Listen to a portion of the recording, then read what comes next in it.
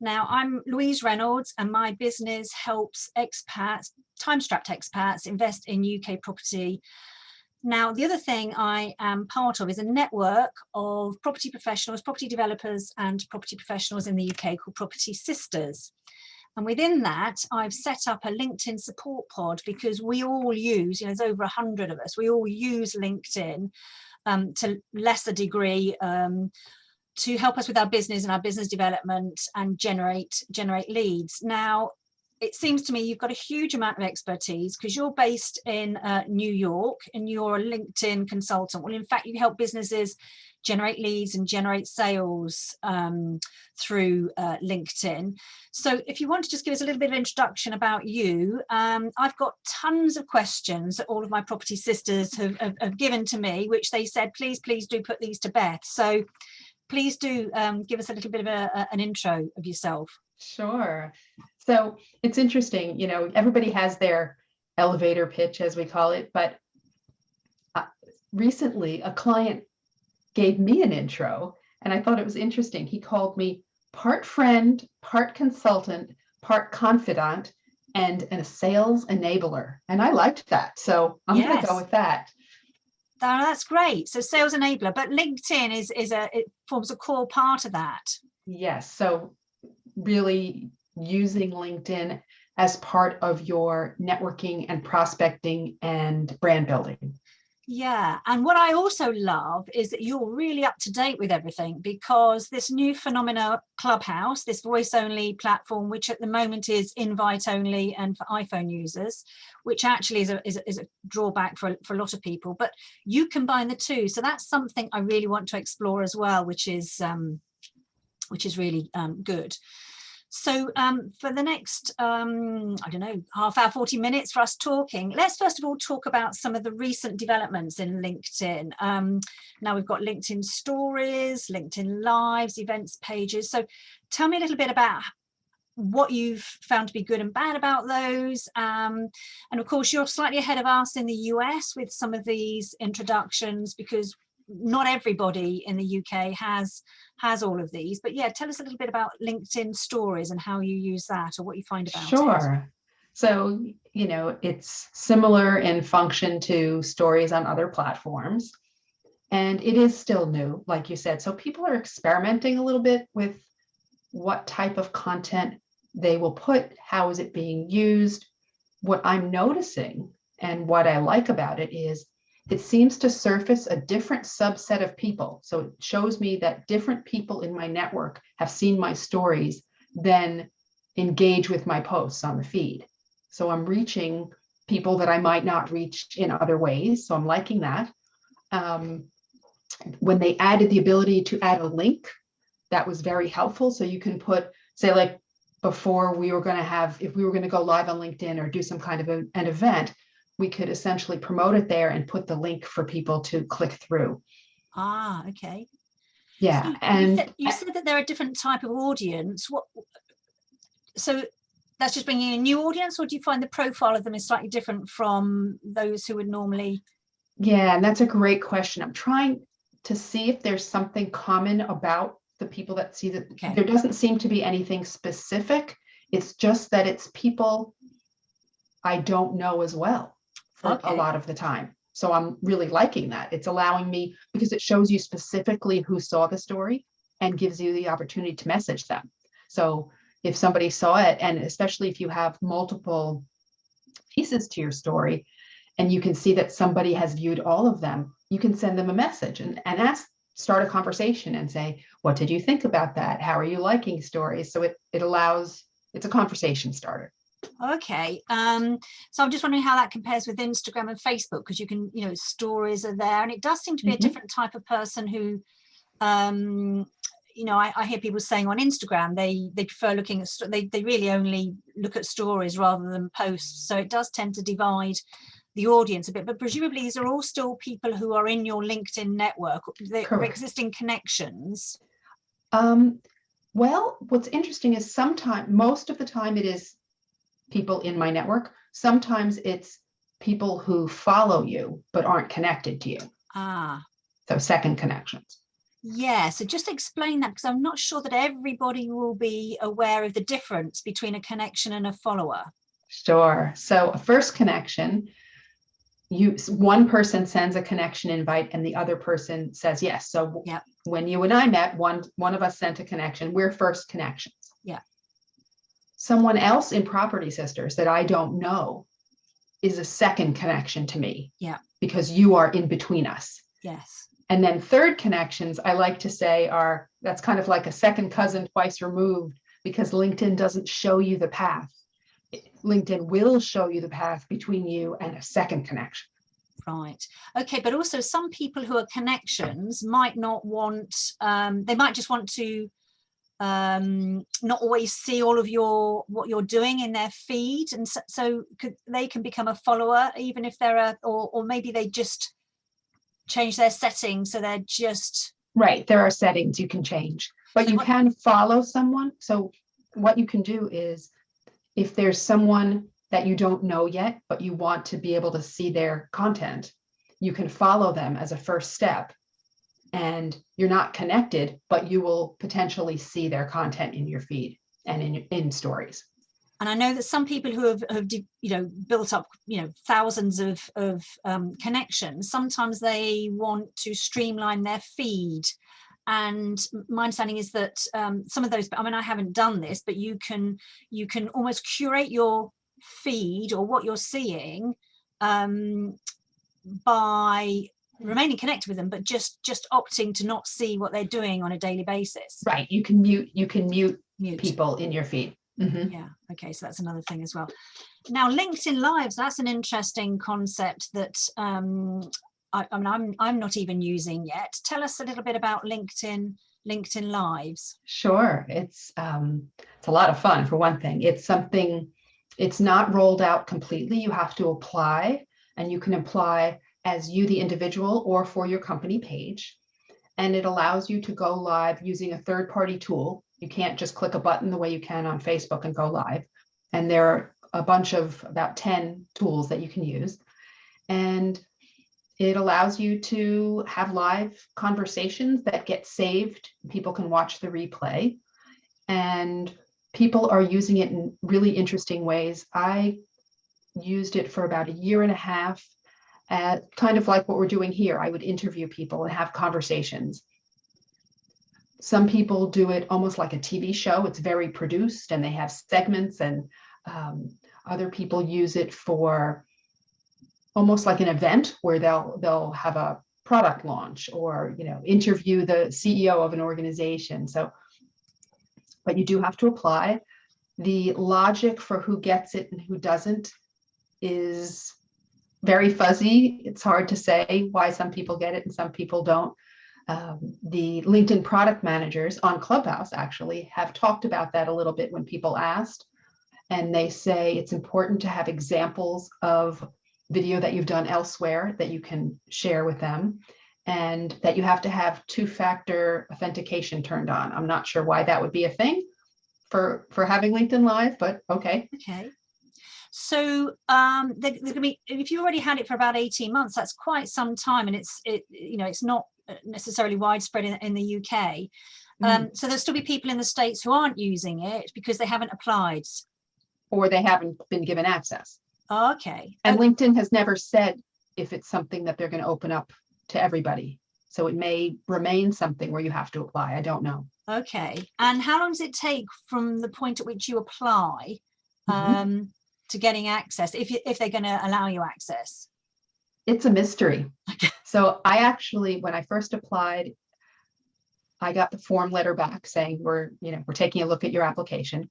And then I never heard anything. I applied again a few months later, and then I never got an email saying you had it, or it went to spam.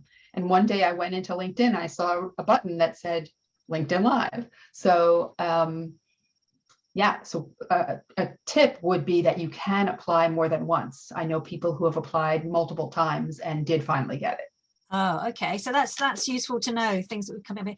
And also a new thing that I've noticed on my LinkedIn profile, events pages, which you use, don't you? Yes, it's wonderful. It's similar to setting up an event on Facebook, if you've done that. And it allows you to have a home for an event where you can invite people in your network, where you can have posts and conversation before the event. There's a chat feature during the event, so people can be sort of texting or communicating with each other. And depending on if you do it as a person or from your company page, the company page has some additional features where people can sign up if it's going to be an event from the company page. Okay, yeah. So can you combine the LinkedIn Live with the event? So you could do a lot. Yes. Now that's starting to get very interesting. Yes. So that's something. And in fact, I just got access for LinkedIn Live from my business page. Haven't gone live there yet. And I'm going to experiment with combining the event with the LinkedIn Live.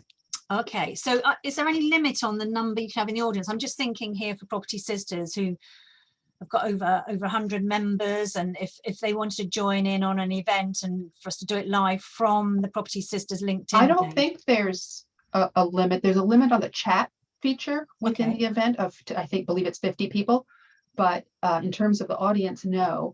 But if you do the live into an event, only the people who have said yes, they're attending that event can see that live. Okay. So it's not public the way other lives are. Okay, so once it's started, those new people who haven't said I want to attend, they can't see. Nope.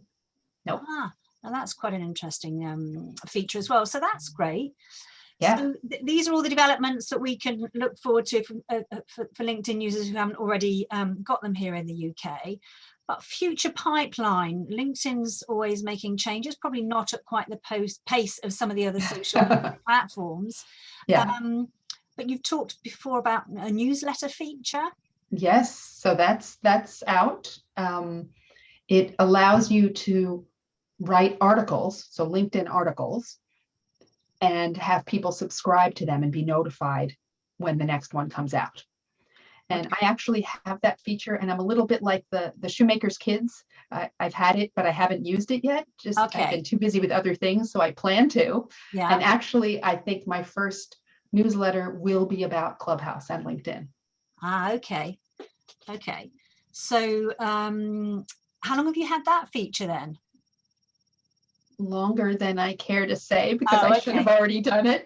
Okay, so how will people know whether they've got it? It'll be on their article, in their article section, will it? Yes. When you go to write an article, it'll say something like make it, I'd have to look at the exact wording, but that's where it indicates it. Yeah. Okay, no, that's great. Now, one of the exciting things for me, because I host a room in Clubhouse on distance property investing, is to hear how you use LinkedIn alongside Clubhouse, because Clubhouse automatically on your profile has a link to your Twitter account or your Instagram account. Mm-hmm. For me, I use Twitter less these days, Instagram more, and obviously LinkedIn. So I've manually put my LinkedIn profile as a URL in Clubhouse. And as I'm running rooms, I'm finding that it's boosting my Instagram followers and network, which is great, but not quite so much on the LinkedIn side, because obviously that's more of a manual process. But tell me how you approach it and what you found really useful. So yes, I also have my LinkedIn URL in my profile. Again, it is not clickable. And so for me, part of it could be that the rooms that I host tend to be about LinkedIn or about related subjects. So saying something like connect with me on LinkedIn, say that we met in this Clubhouse room makes sense, or the people who are coming have an interest in LinkedIn. But even if not, if the room is about something else, you can say, I spend more of my time on LinkedIn than I do on Instagram and Twitter. Let's connect there. Okay. Plus you can connect with, so that will bring people and they'll connect with you. You can also connect with the people that you follow and rooms that you join on LinkedIn. So you can send, for instance, the moderator of a room that you enjoy a message on LinkedIn saying, I really enjoy your XYZ room. How about we connect here as well? So we can go in both directions. Yeah. And have you found that that's been leading to any business or inquiries? Yes. So, well, and especially because of what I do, right? But it allows you to continue the conversation. So once you're connected on LinkedIn, then they see your post, you see their post, and it's another place where you can engage with somebody. Yes, that's true, because it sort of comes to a dead end with Clubhouse unless you followed the person before the room ends or made a note of them. But that's something that I do is you know, if someone's talking and I like what they're saying, I do look for them on LinkedIn. So I've been using it proactively in that way. But yes, as you say, because you mentioned LinkedIn possibly more than I do, you're probably getting a lot more of that coming in as well. So and that's really useful that you're combining the two. I've also been experimenting with combining LinkedIn events with Clubhouse. So I'll make a LinkedIn event.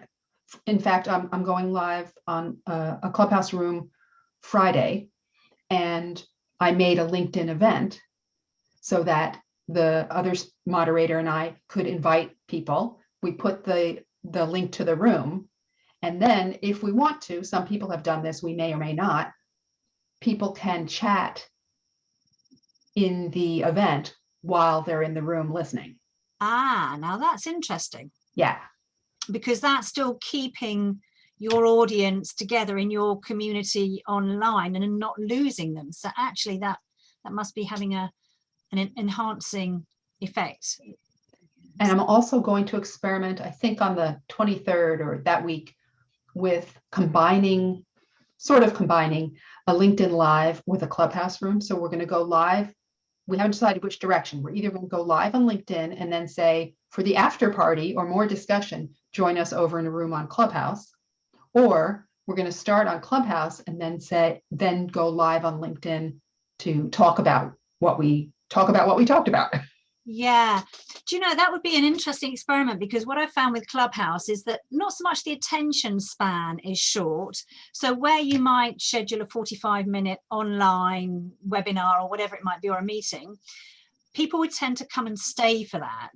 Whereas in Clubhouse, it's a little bit more flighty. You know, someone might already be in a room, and if they get pinged, then come into your room, or they might have something else scheduled in 20 minutes. So there's a lot more of sort of people dipping in and out of Clubhouse. So the nature of it as a platform and a medium is slightly different to my mind than LinkedIn. So it'd be interesting to see whether you make that transition work. So that'd be good.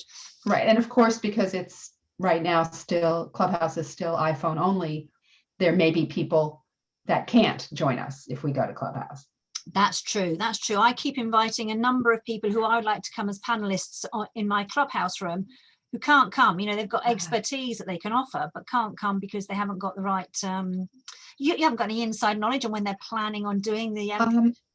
Actually, on their they have a town hall every Sunday, and they did announce a few weeks ago that they had hired their first Android developer, and I'm sure she has a lot of work on her plate, but so sooner rather than later, I imagine. I did attend one of those town halls, but I think I felt a bit overwhelmed with the tens of thousands of people that were on there, and there was already so many questions that that one never got asked. But that's interesting insight, so thank you for that, Beth.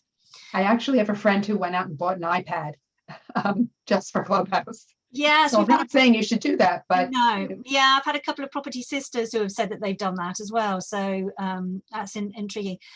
Now, the perennial issue that we grapple with in our LinkedIn support pod at Property Sisters is the algorithm, the LinkedIn algorithm. And one of the reasons for creating the LinkedIn support pod was so that we could all support each other on posts, help get a bit more traction, and therefore get raise our profile, get our message out a bit further in the LinkedIn network. And we time up our posts on a particular day, and we all try and respond to each other within a particular time frame. And for us, that's about trying to work within the algorithm and optimize performance. So I'd be interested in your views on the algorithm and what in your view does and doesn't work well. Well, I love that you said what in my view, because the algorithm is something, they don't share all the details about it. So anything I might say is based on my observation and my experience or my client's experience. And each person's experience can be different because your network likes different things. Yeah. But in general, and right now, and this could change tomorrow, I do notice certain things. I notice that if you do a post that takes people off the LinkedIn profile, off the LinkedIn platform, for instance, trying to get people to go read your blog on your website, that will be shown to fewer people in your network. Because, and that makes sense. And that's sort of true on all social platforms, because they want you to stay on the platform and be able to show you ads or whatever the reason. So I still notice that there are people who saying they think that's been opening up a bit. I haven't seen that. And I'll still share posts to articles or things, just not as frequently. The posts that seem to do the best for both me and my clients are original content, text content, video, and PDFs. So at least right now. In terms of content, it's kind of interesting because I don't know if they have something that can scan the words to make some decisions about things, but I've found that posts that are really authentic and personal, or posts where I'm thanking somebody for something, seem, and that just may be human nature. It may just be that people like to engage with that content. So I don't try to be strategic. I don't try to say, oh, let me do a thank you post because it'll get views. When I have something of value to say, and if it has a thank you in it, then that's what I do. And people can experiment. They can try similar content as a text post, and then maybe the week after, try it as a PDF and see what their network likes. Yeah, now that's interesting you mentioned about PDFs, because we tend to use video, images and text. And I use PDFs in my highlights, the featured part of my profile, but I don't use PDFs quite so much in posts or articles. How do you, in what context do you use the PDFs? So and I'll add to that multiple page PDFs. So using just a single PDF, you might as well use a picture. What's the difference, right? I don't know if it's that it takes up space in the feed so it gets attention, or the fact that you can click through the pages. So the type of PDFs I've seen work well are where it's telling a story, where something about that first page makes somebody want to read more. Some people have done it where the results of some research that they've done, whatever it might be, or whatever it is, just something that makes people want to click through and read those other pages. And is that as part of your posting or as part of the article? So that's just a regular post. It's the document. Okay. Oh, interesting. So maybe that's something we could be playing around with. Just where you mentioned about the URL, and I think that's something we are aware of, that if you are posting URL link that takes you off of the native platform, it causes an issue. What we've been doing is using the URL link in the comments section below, because we believe that you get less penalties for that. I mean, it may still be frowned on, but it's not in the main body, and so therefore I don't know what your view of that is, where you actually post the URL link. That's a common thing that people do. The challenge there is for people who want to find that link, because when you see a post, the default order of comments is most relevant. It may not be the first. People may have a hard time getting to it. They may have to know that they can switch the view to all, or I forget what the exact wording is. So there is actually, I'll tell you a little secret. Don't tell anybody. So there is a technique, and we call it the post-edit-post technique. And so what you do is you say what you want to say about this site that you're sending somebody to. So it might be, I read this article in wherever, and this is what I thought. You post it. You don't put, in that first post, you don't put the link. You immediately edit it and add the link. And for some reason, it makes it a live link. It does not pull in the preview, the image. And that seems to, I wouldn't say trick the algorithm, because I don't like, Yes. that's not my way of doing it, but it somehow seems to, I don't know, it seems to do better than, so that's post, edit, post. Oh, okay. Oh, no, that's a very useful tip, which Very everyone will sneaky. be really pleased about. And the other thing with the algorithm, just you know, what we try and do is give a reaction other than just a like, because we that seems to give you know, more support and sends that the message to the algorithm that there's more engagement going on. And comments, is there a rule of thumb with that in terms of number of words excluding someone's name? There's some tips on there that you can give us. Sure. So there's some talk, and we don't know for sure, there's some talk that LinkedIn doesn't like the idea of pods, and that they're kind of scanning for that. And if they see that behavior, they'll reduce the views. But in general, in content in general, yes, a comment is worth more, if you will, than a like. Another reaction is worth more than a like in my mind, because somebody has to consciously do something. Yes. You know, giving a like is so super easy, just like, you don't even have to read the content. I don't look at number of words, because I really want people to engage authentically with content, not just to try to make it be seen more. So really reading the content and making an honest comment about it. You know, you don't want to go through somebody's content and just see, yeah, great, okay, you know, Yeah, it's not real engagement. You want people to really share their honest opinions about something. Yeah, absolutely. And is there any mileage in the fact that if all of these interactions come within an hour versus 12 hours versus 24 hours, do you know? Yeah, there used to be what we would call the power hour or the golden hour, where it seemed like if you got engagement within that first hour, it would be helpful. I'm seeing now, though, I'm seeing posts have a longer life. Yeah. And sometimes build up over a period of days.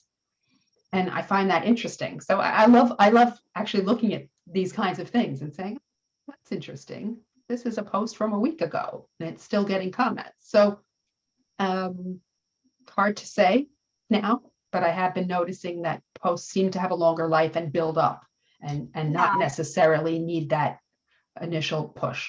It seems that LinkedIn users may be absent for a week and then come in and then engage with a post that they haven't seen before. So that works. Now, another thing that some of the property sisters have been very good at are getting trending posts. So they get notified that, you know, their post is doing very well and it's being shown outside of their network.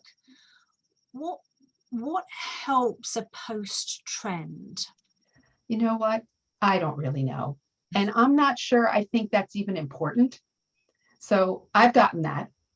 And I look at it and it doesn't seem to be having more comments or more views, or I don't know what the logic is. And I almost wonder is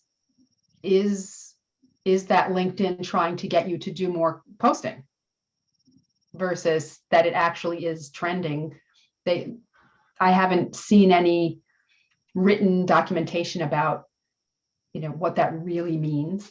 It's sort of vague. So I don't really know. So it's a bit like the algorithm. It's just sort of this.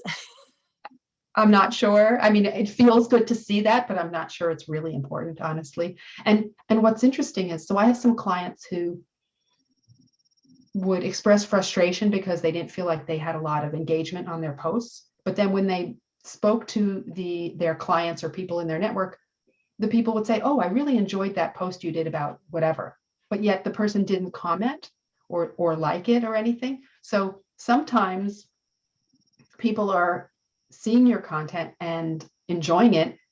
They just may not tell you they are unless they happen to tell you.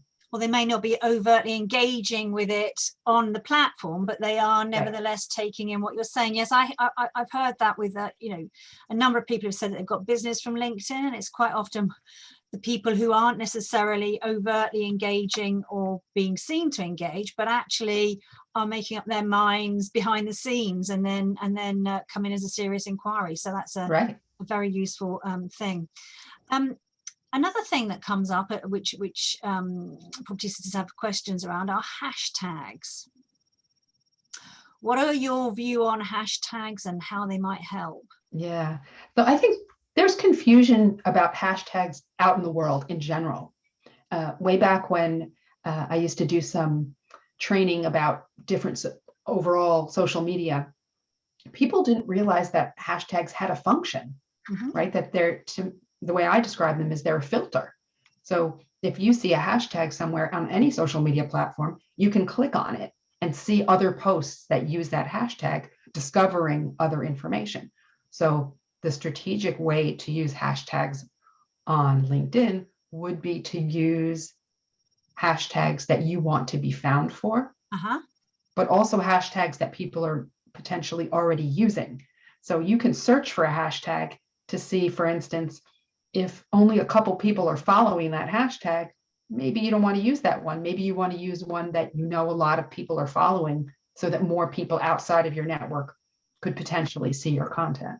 Yeah, I mean, it's something that a lot of property sisters are very active on Instagram as a platform, which is where a lot of us have found each other, and then this sort of breakout group who are keen on LinkedIn. And on Instagram, it's a very different philosophy on hashtags. So the more the merrier. Yes. You know, great to throw in some that have got like 500,000 following, 1,000 following. So you've got a whole blend of different hashtags. And there are some posts that I've seen with like 30 odd hashtags.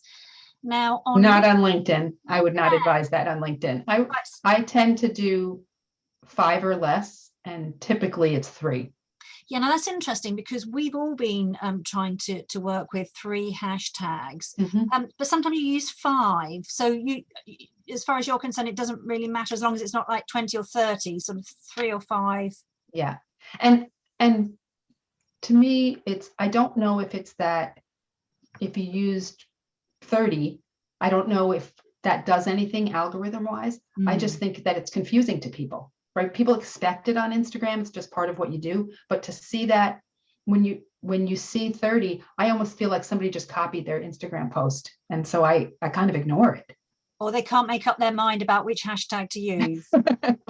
But yeah, it is very different. Yes, it's true. But I've also noticed when you're sharing a link, it picks up the hashtags in order that you've put them in your post or your article. So I suspect there's a limit on how many hashtags get picked up in that URL. And I kind of assume that the first hashtag you put in, I don't know whether that would be more searchable. I would think so because of that.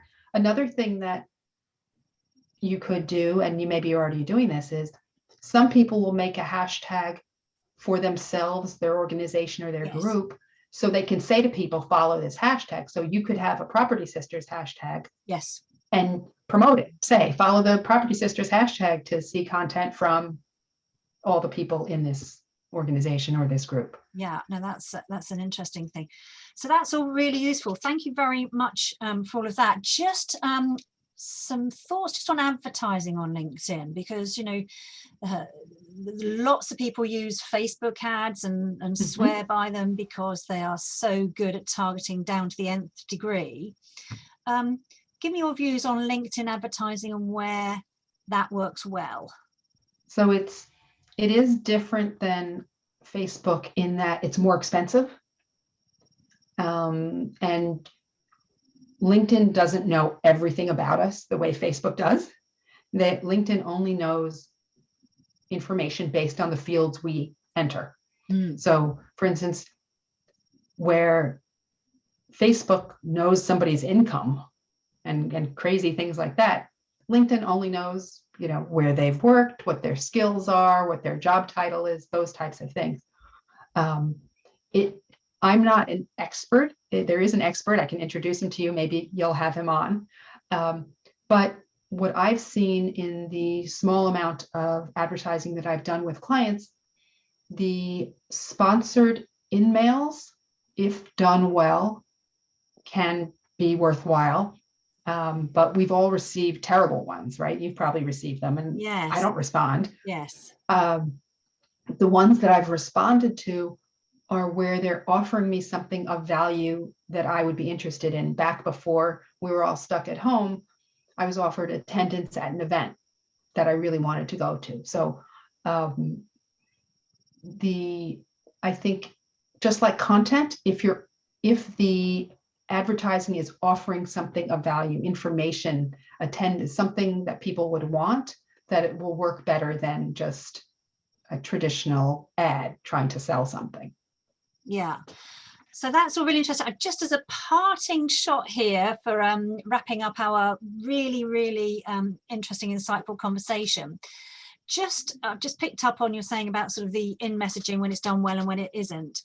One of my bugbears on LinkedIn is the message. I mean, we get this on all social media platforms, but there's always a view that LinkedIn's a slightly more professional platform, and so you're not going to get people ramming sales messages down your throat. But indeed, it happens. Yes, it and does. The more followers, I mean, you've got multiple thousands of followers. I mean, it then just augments that challenge, that issue, dealing with those messages that are just blatant. You know, you've linked up with someone and then you get immediately 3 sales messages thrust down your throat within 24 hours, which is not my way of doing things, but clearly it is for some others. But that just completely switches me off. What are your tips on managing that, or how do you manage that situation? Well, the way I manage it actually goes back to my connection strategy. Okay. So if somebody sends me a connection request, I don't necessarily accept it. Yes.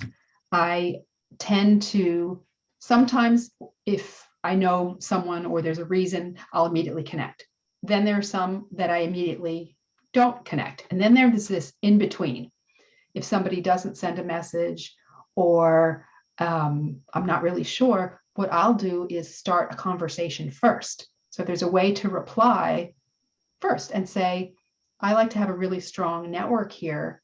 Curious how you found me and what made you want to connect. And sometimes that turns into a great conversation. And yes, I connect with the person, but it does seem to reduce the sales pitches that I'll get right after connecting. Yeah. Oh no, that's a really great tip. I just, you know, I have to ask. It's so annoying. Stop doing that, and then if they don't, then they're no longer a connection. In fact, I think we struck up a conversation, just a conversation on LinkedIn, didn't we?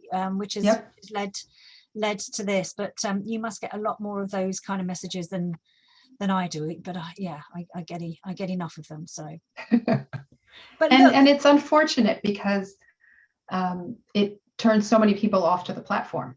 Yeah. And I think some people they've been advised poorly that that's the way to do business on LinkedIn, and it's not. Yeah, in my opinion. Maybe that's just their sales technique, but exactly. But Beth, it's been fabulous to talk to you. So thank you again for sparing time for me to ask you questions on behalf of Property Sisters. It's been immense. Thank you very much. Thank you. Now, so much fun. Obviously, people can connect with you on LinkedIn. Have you got any thoughts or suggestions if you want people to connect with you, what they might do? Yes. So a couple of things. I'm currently testing the follow button as the default. So if somebody wants to follow me, that's easy. If someone wants to connect with me, they have to click on the see more or the 3 dots to personalize that invite. And if they're listening to this, they should say that's where they found me. Otherwise, they might go into that middle bucket where I don't know whether to connect with them. Yes. No, so that's great. And you offer paid for courses on LinkedIn that people can participate in. What's your business model?